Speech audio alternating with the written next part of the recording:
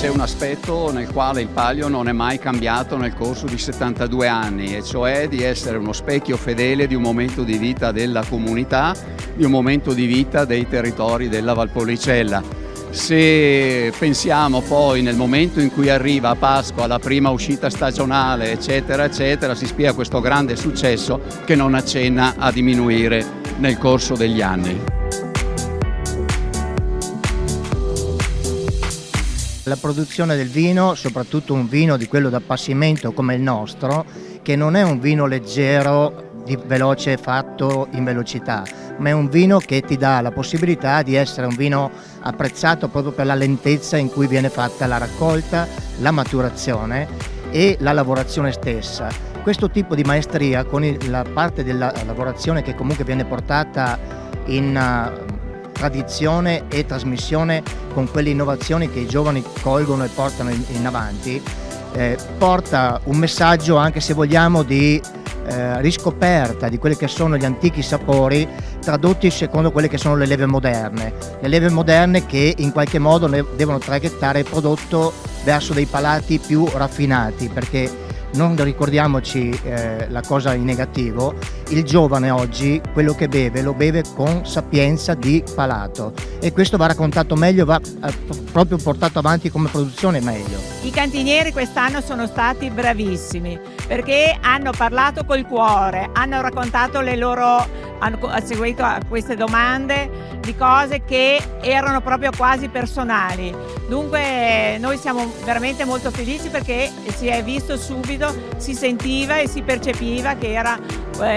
questo lavoro lo fanno proprio con passione. Ma qual è il vostro vero segreto per crescere ogni anno come manifestazione? Perché è una manifestazione che si evolve, porta al centro il territorio e tutti i prodotti del territorio della Valpolicella, che è una delle eccellenze italiane. Ma noi ci mettiamo tanto lavoro, tanta passione, e modalmente sarà quello che portiamo a casa sempre questo risultato. Come trasformiamo questa consapevolezza storica in un moto per rendere il Palio ancora un evento più nuovo che mai?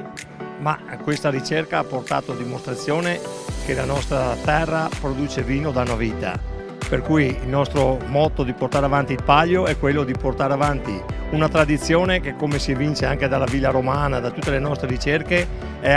una vita che porta avanti un vino di questa caricatura. Per cui diciamo che adesso,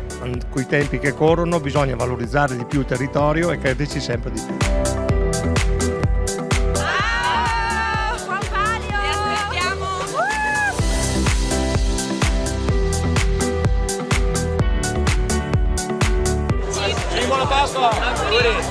Quest'anno il vino è più che buono, ragazzi, è più che buono, e in realtà io non bevo, sono astemia, ma però sono molto contenta, i ragazzi sono molto felici, sono contenti, possiamo farli vedere, ragazzi, bevono felici, vediamo veramente un esempio di ragazzi felici, tutti insieme in compagnia di un buon vino di qualità. All'interno della manifestazione è già gremito, allora pur che la gente stia in tranquillità, in santa pace, a bersi il calice di vino,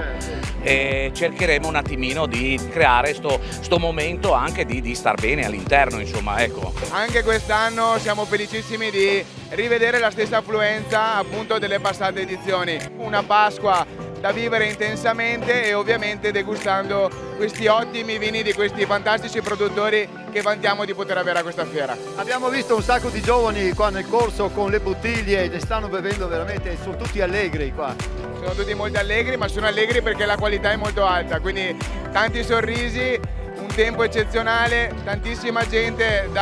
potrei dire dal nord Italia, perché così è, e anche a livello di presenze turistiche siamo in aumento, quindi direi che quale miglior Pasqua poter trascorrere se non qui tutti insieme a Negrati Valpolicella.